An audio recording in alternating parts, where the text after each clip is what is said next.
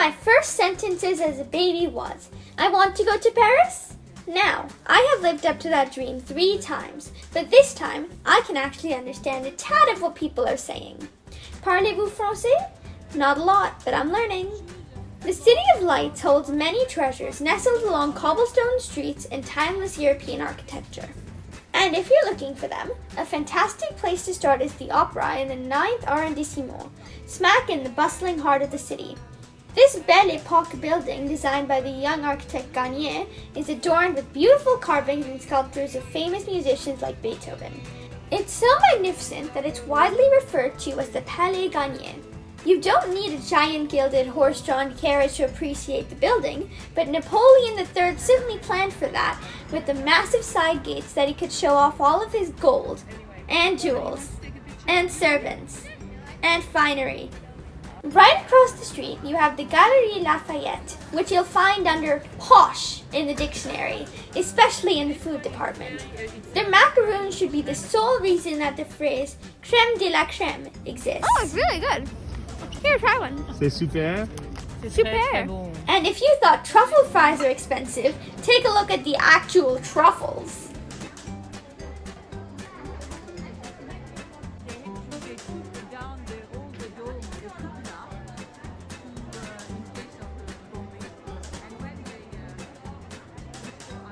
Upstairs on the terrace, you get a spectacular view over all of Paris, including the Eiffel Tower far off in the distance.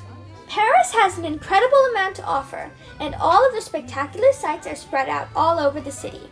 Paris has 20 arrondissements and is split up into the Rive Droite and Rive Gauche, right and left, sides of the river Seine. The arrondissements work their way around the city like a spiral.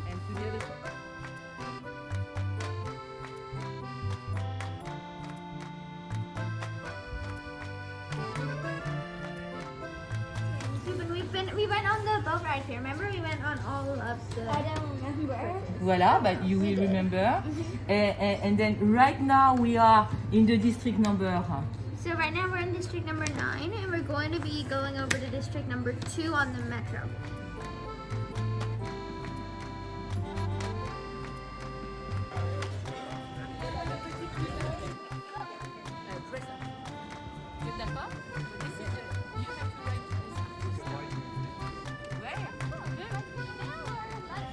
Why not begin your adventuring at the start? Wander the Bohemian 2nd arrondissement by first visiting the Pâtisserie Stroyer, one of the most famous bakeries in Paris. It's been churning out sweetie treaties since 1730, and it's a death trap for anybody with a sweet tooth. It's that good.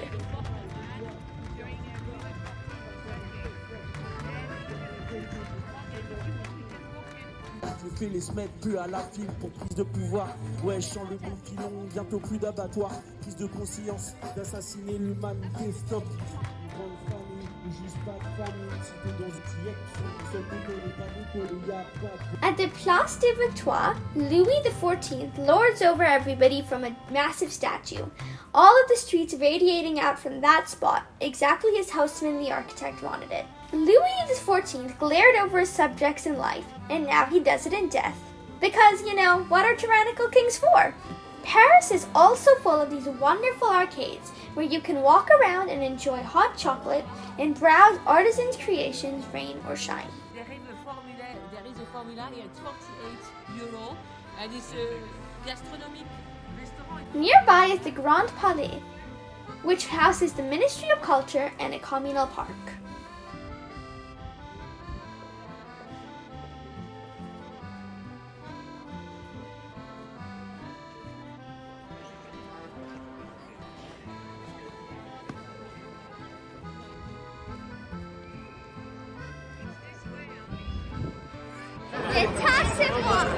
Paris without the Louvre is like a forest without roots.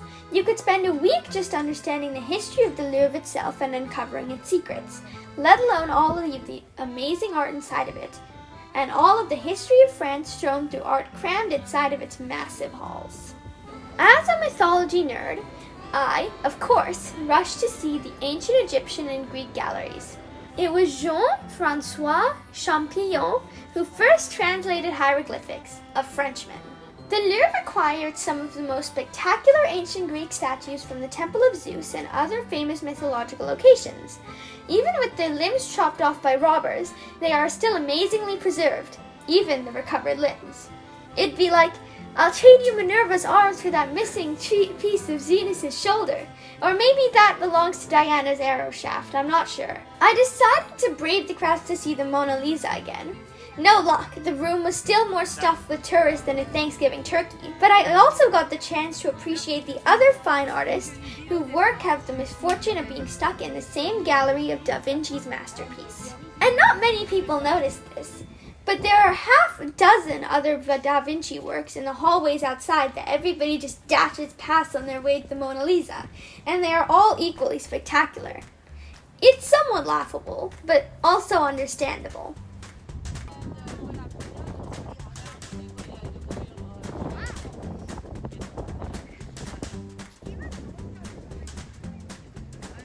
Ayapé was a brilliant architect. He designed the pyramids outside the Louvre and connected some of the galleries into big arching atriums. If you choose to walk through the beautiful Tuileries gardens, you will arrive at the Place Vendôme, another ode to Louis XIV, marked by golden suns embedded in all of the ornate balconies. In the middle stands a column with, of course, Napoleon on top, dressed as none other than Julius Caesar, who he evidently greatly admired, and with scenes from his battles etched into the columns.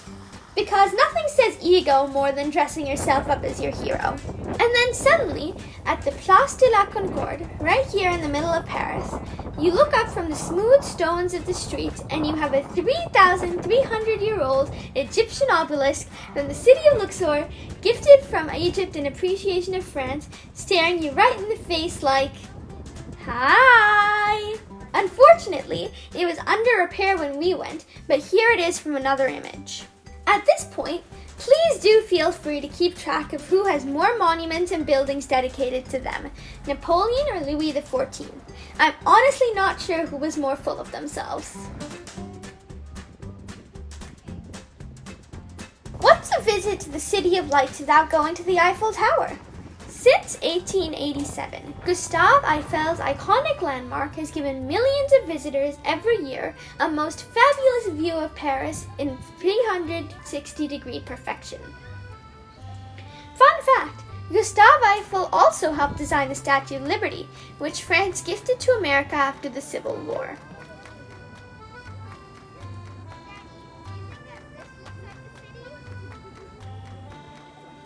Going down the Eiffel Tower lift is a bit like an extremely slow roller coaster ride, without the screaming or the vomiting.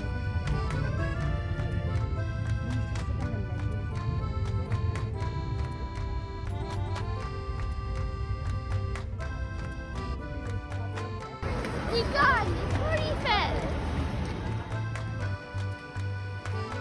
If you walk a little further down, you'll find yourself in the Samaritan Mall. On the top floor, you can make an advertisement for the mall with Godzilla throwing you into a shopping bag. Because, you know, what are bloodthirsty, vicious, shopaholic monsters for? The River Seine has 37 bridges crossing it, and among the most famous are the Pont des Arts and the Pont Neuf. There were so many love locks weighing down the Pont des Arts that it started to bend the bridge supports. Eventually, the locks had to be taken down and the glass paneling was set up to prevent more locks. Love, quite literally, bent a metal bridge. These famous bridges are right by the Ile de la Cité, an island in the middle of the Seine. Hundreds of years ago, this little island was all that Paris started off with, and it has still preserved some of its old traditions like papermaking and bookbinding. It also had about 30 churches, totally normal at the time, even for a tiny island, but after Haussmann had its way, there were just 4 left.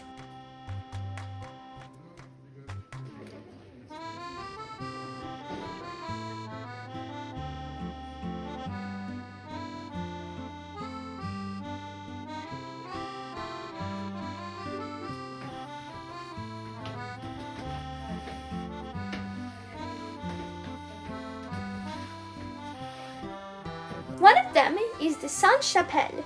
It has a spectacular and intricately detailed stained glass depiction of the famous scenes from the Bible.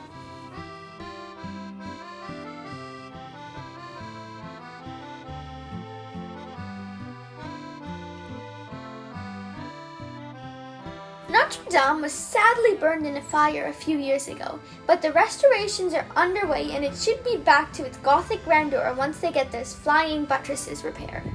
If you were a student about 1,000 or so years ago, the Latin Quarter, the 5th arrondissement, was the place to be. And guess what? It still is! The prestigious Sorbonne University is right in the heart of this charming district. One of the great landmarks that's right here on the river is Shakespeare and Company. I could have spent all day browsing its eclectic collection and sitting on the poops dotting the premises. Coming from me, the bookworm, that's not especially surprising, but it truly is a spectacular place.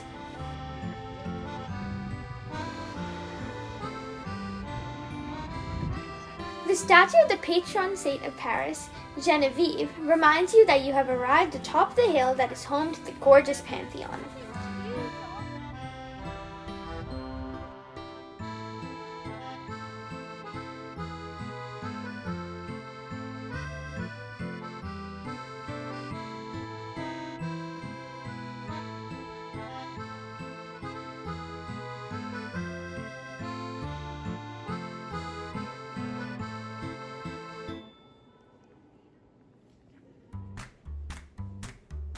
This could be the most significant building in all of French history. If you go down into the crypt, you'll find the tombs of some of France's most influential figures. Victor Hugo, Voltaire, Rousseau, and the Curies are all buried here.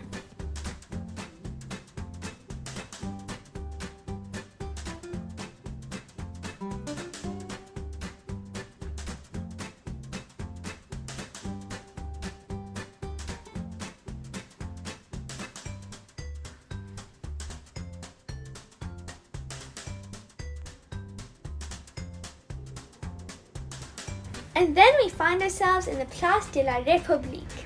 This is the place to come if you want to protest, or at least celebrate your right to protest. Notice that the patron saint of France is Marianne, holding the olive branch, which is a symbol of peace. And earlier we saw Saint Genevieve, the patron saint of Paris. We also see the symbol of democracy. The lions represents universal suffrage since 1789. This is the Marais, a medieval neighborhood of mansions, merchants, and quaint bookshops such as OFR. If you're into vintages, shopping, and food, you should consider relocating to the Rue des Rosiers, the tiny cobblestone streets jam-packed with shops, cafes, and clothing outlets.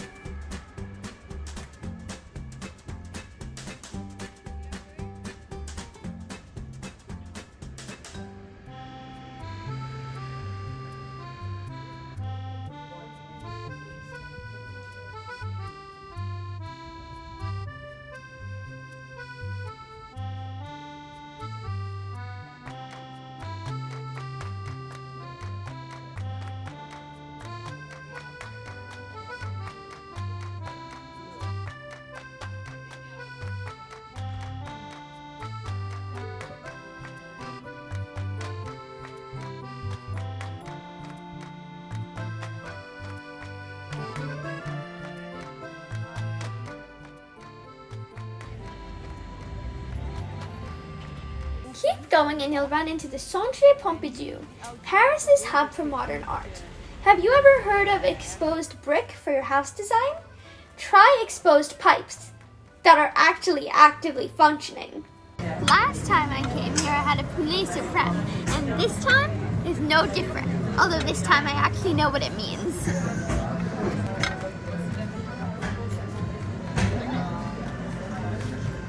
This was one of Napoleon's prize projects, the Madeleine Church, a temple to the triumphs of his Grande Armée. The Jardin du Luxembourg is a spectacular set of interconnected gardens and mansions built by Maria de' Medici, the queen who married Henry IV. All around the gardens you can see sculptures of France's most powerful queens. More than 400 years ago, the English philosopher Francis Bacon said knowledge is power. If you're only half listening to this with AirPods blasting rock music into your ears and Netflix open on another tab, you probably just sat up because you heard France is bacon. Unfortunately for all the meat lovers out there, France is not bacon, but it certainly lived up to Francis Bacon's words, treasuring knowledge and becoming a hub for smarts. You'll see that at the Curie Museum, where Marie and Pierre Curie and their descendants worked on studies of radium and polonium. You could spend ages reading about their lives and discoveries. And right nearby is the Arène de Lutèce, a Roman amphitheater that survived thousands of years and has been home to gladiator fights and performances alike. And right next to that is the Jardin du Plan, an enormous park which has the Museum of Science and Natural History. Is this Noah's Ark? Nope, but close. This museum brings all ancient and modern creatures to life, from dinosaurs to manatees in real life size. On our final day in Paris, we started at the glorious Arc de Triomphe, another Roman imperial inspiration inaugurated by King Louis in 1836. And then we strolled down the Champs-Élysées, perhaps the most famous shopping boulevard in the whole world. But don't ask me what these oversized gorillas and bears are doing here.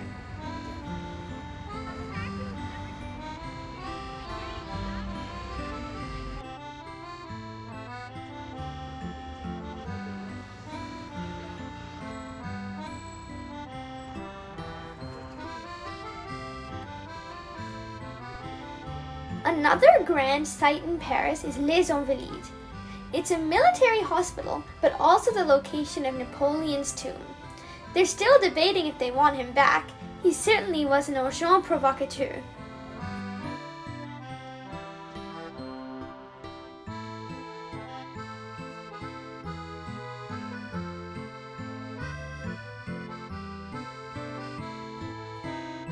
Who was the more ruthless tyrant, Napoleon or Genghis Khan? Good question, Zubin. Zara, what do you think? They should fight each other, and then the entire world will go up in flames. Inside the mausoleum, Napoleon's casket is surrounded by ornate sculptures of the 12 apostles and even has a skeleton of his most trusty horse hanging above him. But if he loved the horse that much, why did he bring the horse into battle? If you think you've seen amazing sculptures, the Roderi Museum is there to elevate you to a higher level of enlightenment. Roderi dedicated his sculptures here in exchange for a nice place to store them, and bam, here they are. The whole compound has awe-inspiring works of delicate carvings. Roderi turned rocks and metal into beautiful statues, like the astoundingly intricate Gates of Hell, the Burghers of Calais, and we all love to sit down and think about Les Penseurs, the thinker. If you carry on through Saint-Germain, you'll come to some of the cafes where famous writers and philosophers have toiled on their great works, debated furiously, and generally just ate and drank a lot of alcohol. When sitting in Café du Fleurs in Saint-Domingue, the most famous writer's cafe in Paris, what else to read but Les Miserables, set right around here. A long time has passed since those sad days of Les Miserables. Today, I think of Paris as nothing less than a grand cité. Au revoir!